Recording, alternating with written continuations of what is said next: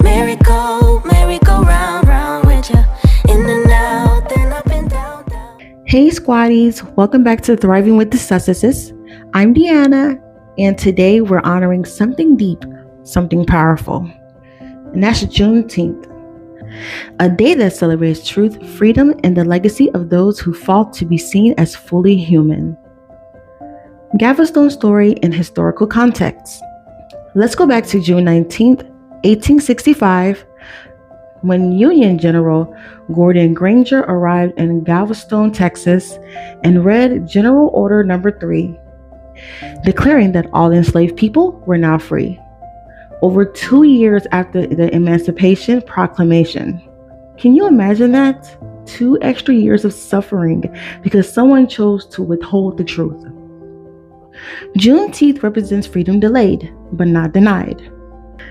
And when that truth finally came, our ancestors celebrated, prayed, and began building a new legacy, once rooted in survival, strength, and self-worth. Personal reflections. This day reminds me of how important it is to never forget the struggles, courage, and strength our ancestors showed. They fought for us to be free, to live, to be seen as human beings in a country that once refused to acknowledge our humanity. Don't ever let anyone gaslight you by saying slavery was a long time ago. Segregation, voting rights, it wasn't that long ago. These injustices live within just a few generations. We're still feeling them. And I'll say this, no one tells people to get over the Holocaust, 9/11, or even the Revolutionary War. Hello, we celebrate the 4th of July, Independence Day. So why should we be told to forget our pain, our stories, our truth? Black history is U.S. history, and our ancestors are still guiding us. Meghan Sussex and Prince Harry connection.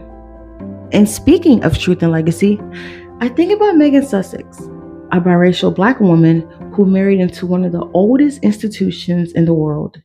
And the moment she stepped into that role, the racism she faced was global, relentless, and intentional.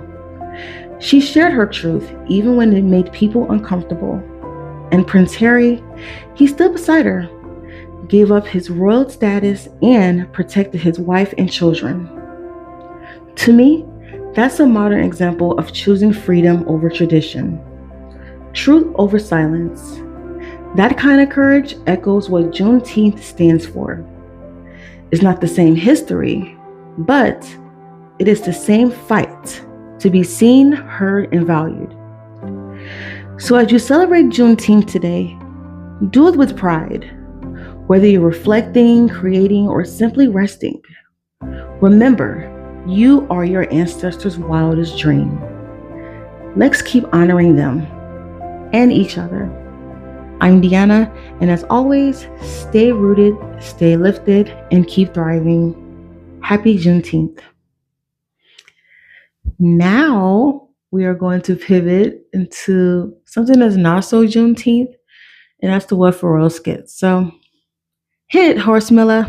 This podcast is sponsored by Homest, Where the breeze will lead you onto the lap of your very own married middle-aged father of 2. Buy it at your local Staffora or at an available Amazon storefront today.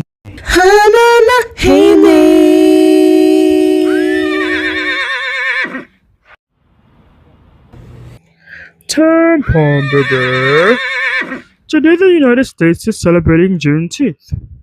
So, what does that have to do with us?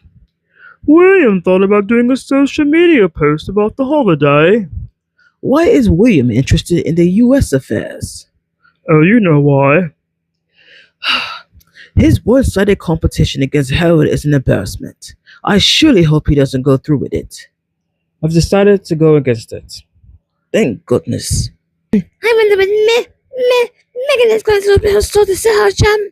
I truly enjoyed it. You what? I'm sure she had nothing to do but the process of making it. She posts videos of herself every day. and her obsession with strawberries is concerning. Strawberries are your favorite. You request eating mess and strawberry shortcakes weekly. And don't forget the Victoria sponge cake. Alright, I get it. I love strawberries. And I tried mega strawberry jam, and it tastes a lot better than yours. I'll admit that hers is more delightful, but that's all I say about that. You can always mention this to the press as an olive branch. I wouldn't. Give this information to our royal sources and they can share this on the field. I'll think about it. In the meantime, all of you, out of my office at once. And that's all for this podcast. And I hope that your days are filled with blue skies, sunshines, with positive vibes. I'd like to thank you all for watching. Don't forget to like, comment, share, and subscribe, and hit that bell so you won't miss an update. Also, join our membership if you haven't already, and be sure to check out my Walmart and Amazon storefronts for some of my favorite finds. And you can also follow me on TikTok, Red Note, and Blue Sky. And yes, you can also follow my cats Oreo and Luna on Facebook. And guess what? I'm officially an author. I've written 2 children's books so far in the Oreo and Luna Fur Friends series, and you can find them on Amazon. I'll leave the links in the description box, comment section, and over on my community tabs. And also stay tuned for my adult romance series. My name is Deanna, and you are watching Thriving with the Sussexes. I'll talk to you soon.